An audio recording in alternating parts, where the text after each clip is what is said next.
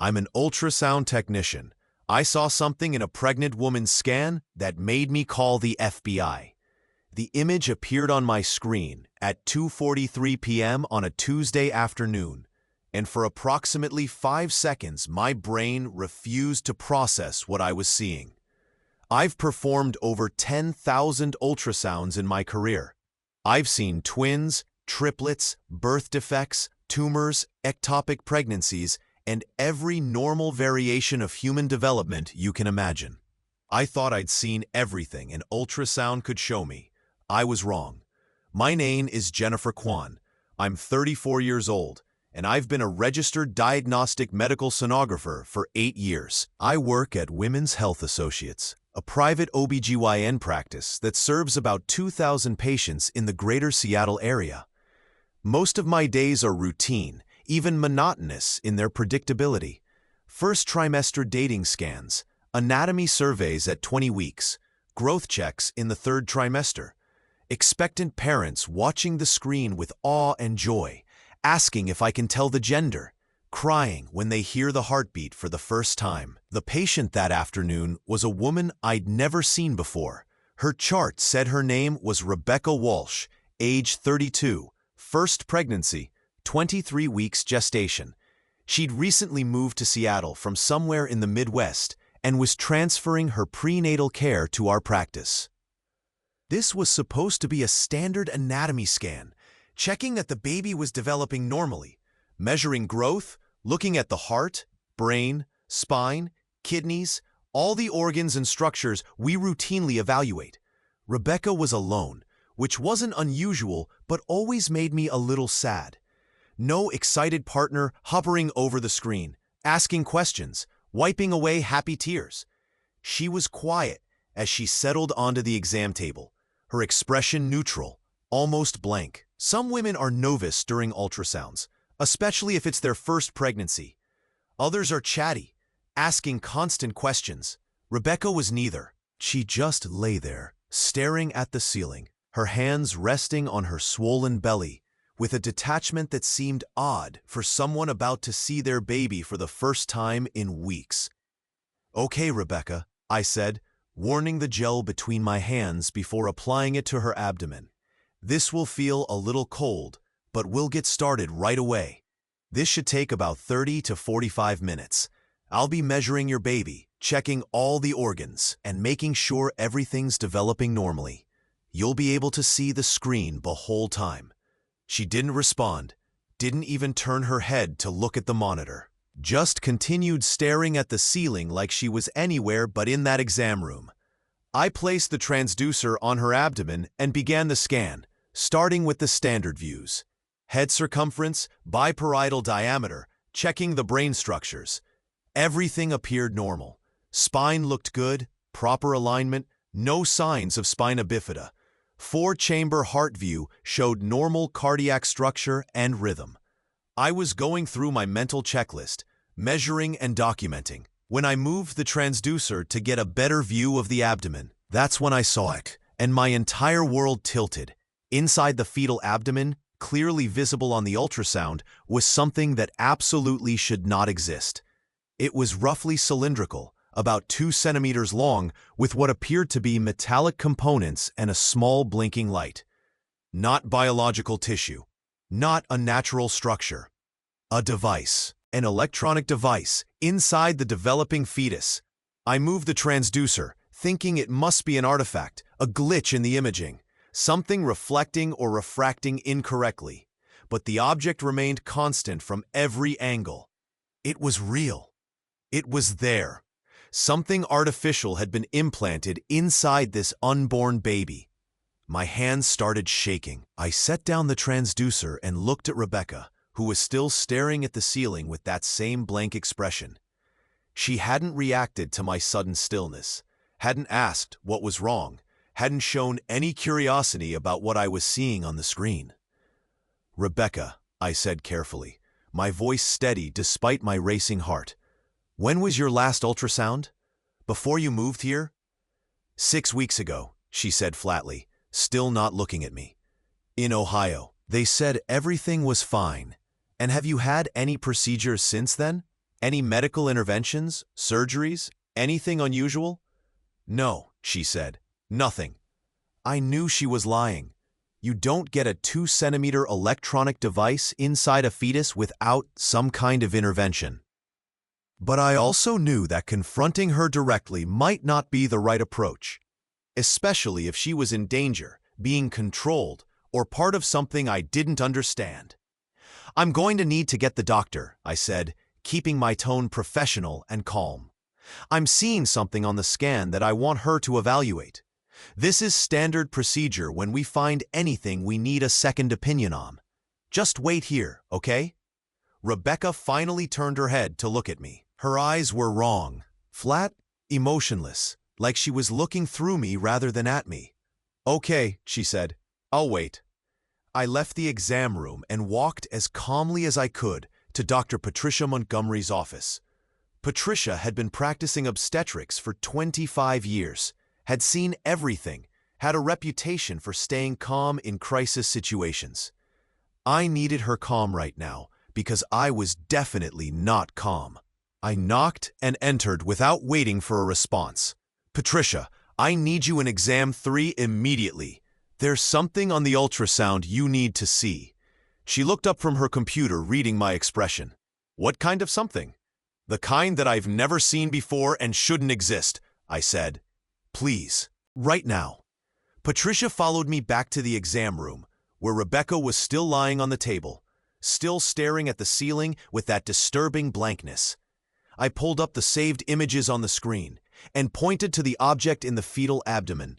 Patricia stared at the screen for a long moment. Then she looked at me, then back at the screen. Jennifer, is this equipment malfunction? Some kind of imaging artifact? I've checked from multiple angles, I said quietly. It's consistent in position, size, and appearance. It's real. Patricia moved to the exam table and picked up the transducer. Rebecca, I'm Dr. Montgomery. I'm just going to take another look. Verify what Jennifer found. This won't hurt, and it'll only take a moment. She performed her own scan, moving methodically through the same views I'd captured. I watched her face as she saw the object, watched her professional composure crack for just a second before she reasserted control. When she was done, she set down the transducer and cleaned the gel from Rebecca's abdomen with movements that were slightly too precise, the kind of precision people use when they're trying not to panic. Rebecca, Dr. Montgomery said carefully, can you tell me anything about this object we're seeing in your baby's abdomen? Have you had any procedures or treatments that might explain it? I don't know what you're talking about, Rebecca said, her voice still flat and emotionless. Is the baby okay? Patricia and I exchanged a glance. The baby appears to be developing normally in all other respects, Patricia said. But this object is concerning. It's not biological tissue, and it shouldn't be there. We need to understand what it is and how it got there. For the first time, Rebecca's expression changed. Something flickered in her eyes. Fear or recognition, or maybe both. I can't tell you, she whispered. They said I can't tell anyone. Who said you can't tell anyone? Patricia asked gently, pulling up a stool to sit at eye level with Rebecca. Are you in some kind of program? A medical trial? Is someone forcing you to keep this secret? Rebecca's eyes filled with tears. I can't, she repeated. If I tell you, they'll know. They're monitoring everything. She looked at the ultrasound machine like it might be listening. They'll know you found it. Hello, before we continue with this incredible story, I have an important warning. Many subscribers have reported that YouTube removed their subscriptions without prior notice. Take a quick look at the red button below to make sure you're still subscribed to the channel. I don't want you to miss any exclusive content that's coming. And since you're here, give me that powerful like that helps me a lot with the algorithm. Oh, and tell me in the comments, from what city are you watching the video? I love meeting each of the amazing people who are part of this community. Your participation makes a difference. Let's interact. Now, where was I? Right. Rebecca had just said they're monitoring everything and was looking at our equipment like it might be transmitting information to whoever they were. Patricia stood up and made a decision. Jennifer, please step outside and call 911. Tell them we have a patient who may be the victim of illegal medical experimentation and that we need police presence immediately. Then call the FBI field office and explain that we have a potential case involving unauthorized medical devices and possible human trafficking or coercion. I hesitated, looking at Rebecca, who'd started crying silently, tears streaming down her face, while her expression remained eerily blank. Patricia gave me a look that said, "Do it now." I left the exam room and went to the front desk, where our office manager, Linda, was processing insurance claims. "Linda, I need you to call 911 right now," I said quietly. "Tell them we need police at our location immediately. Patient safety issue. Then I need the number for the FBI field office in Seattle." Linda stared at me. "The FBI?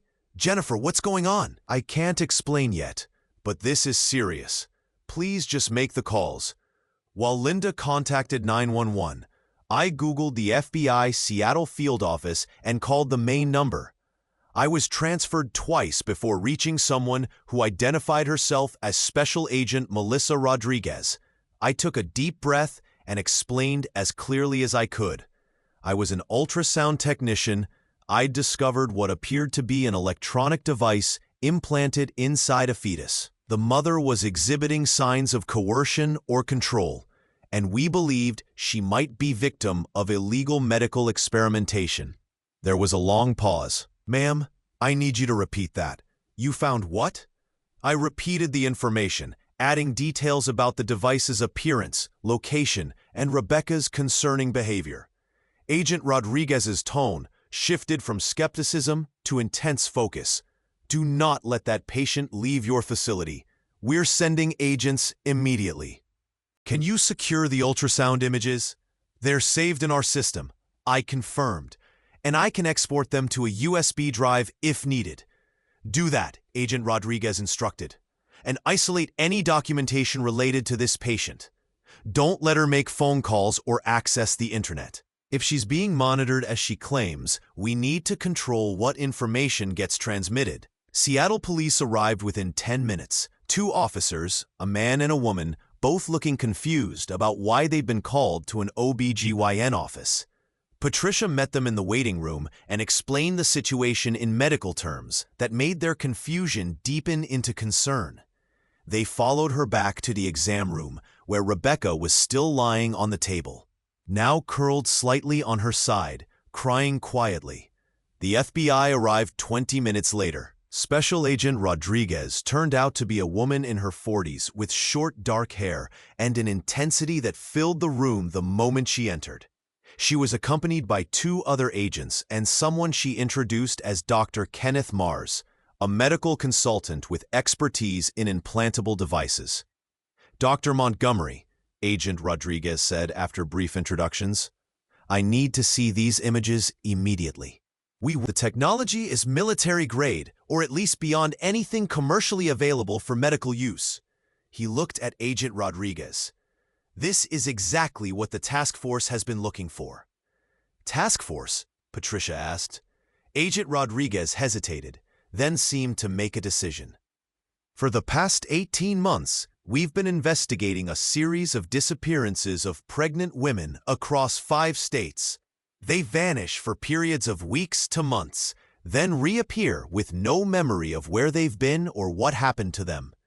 Several have gone on to deliver babies, and in every case, both mother and child show signs of having been subjected to medical procedures they don't remember consenting to.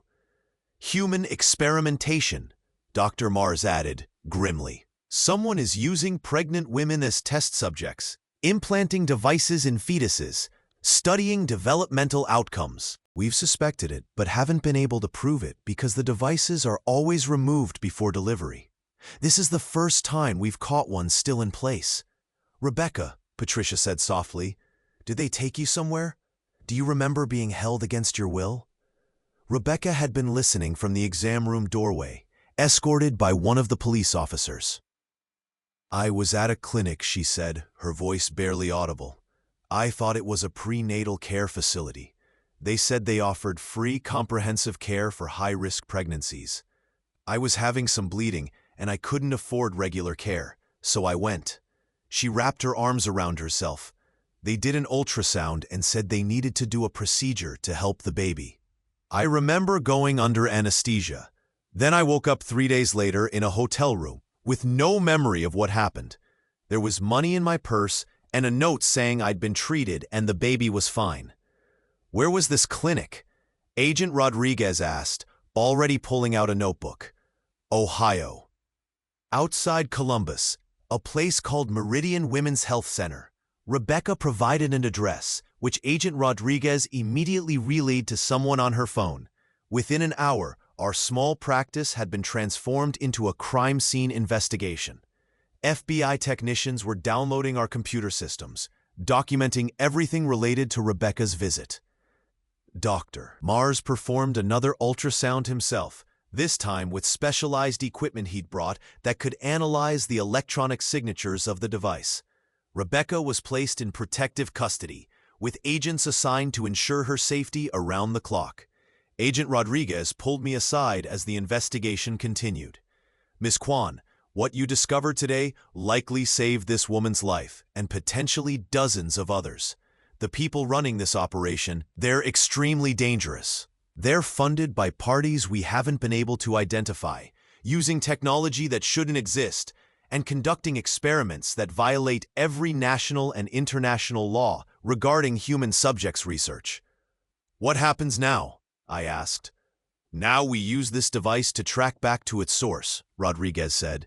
Every transmitter has a signature, a way to identify what it's communicating with.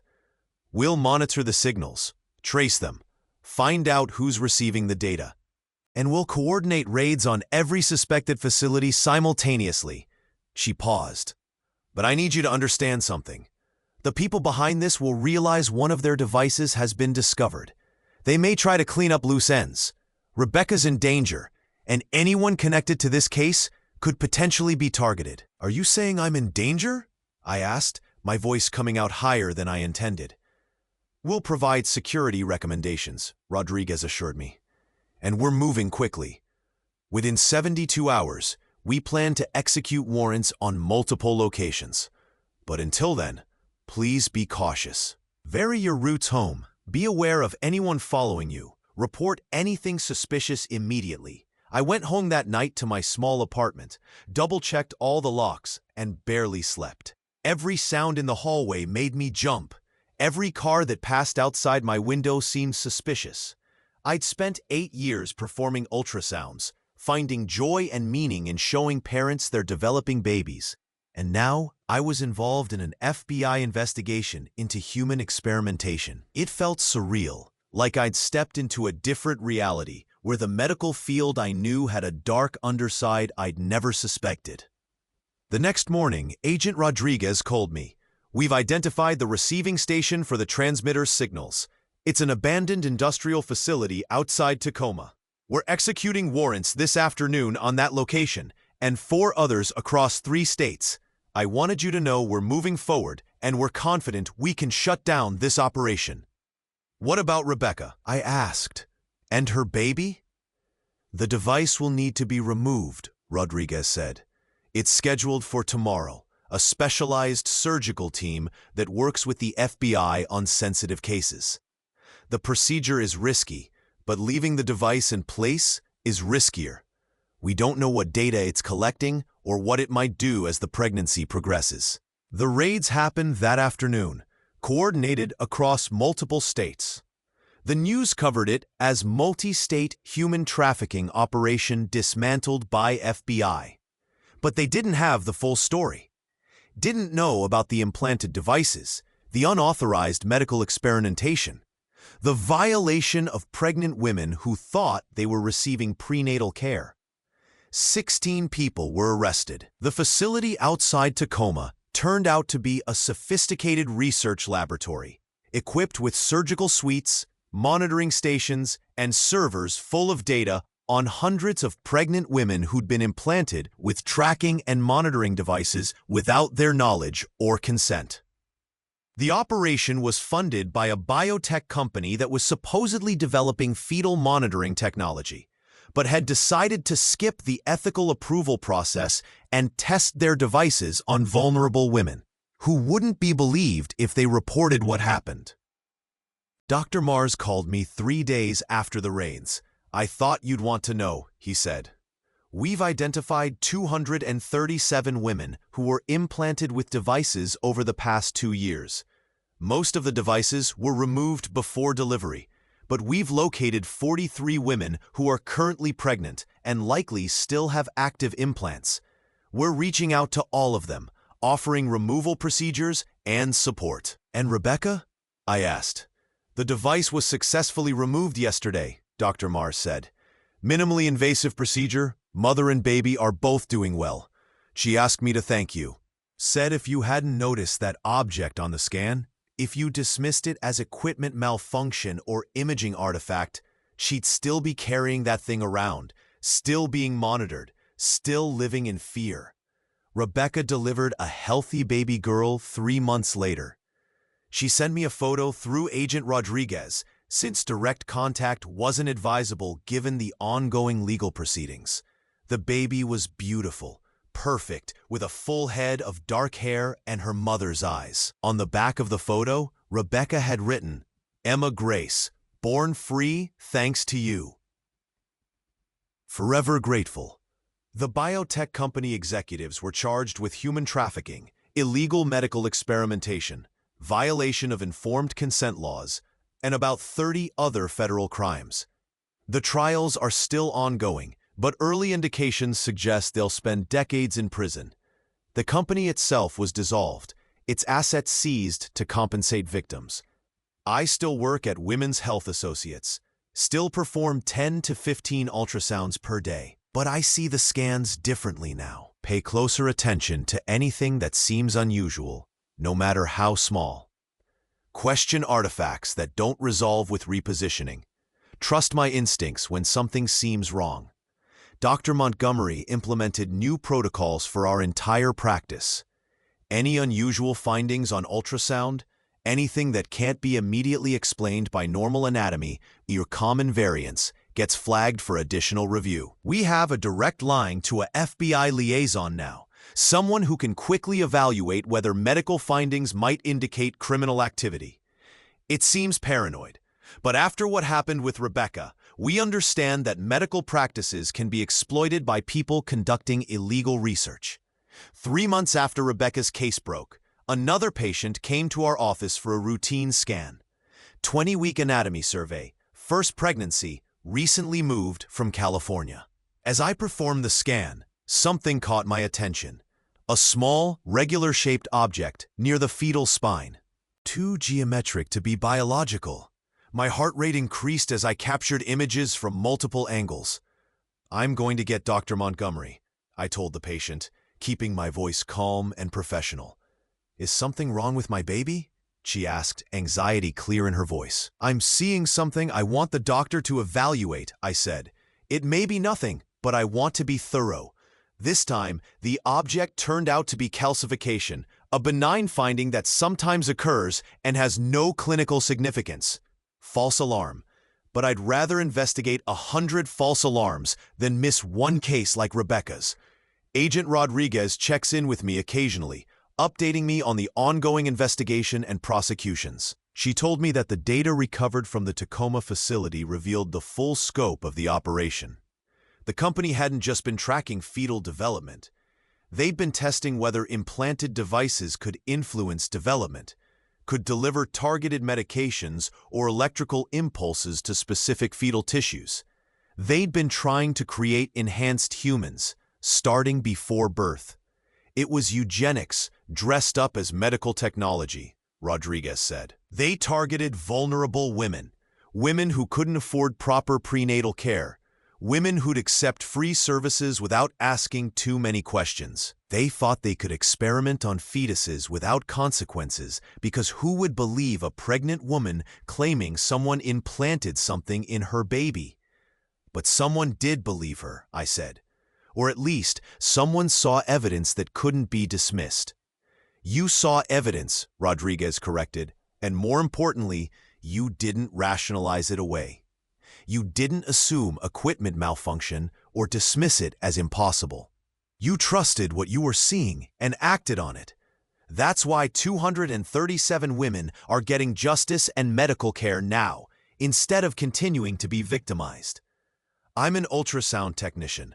I see approximately 8,000 images every year, countless views of developing babies, endless variations of normal human anatomy.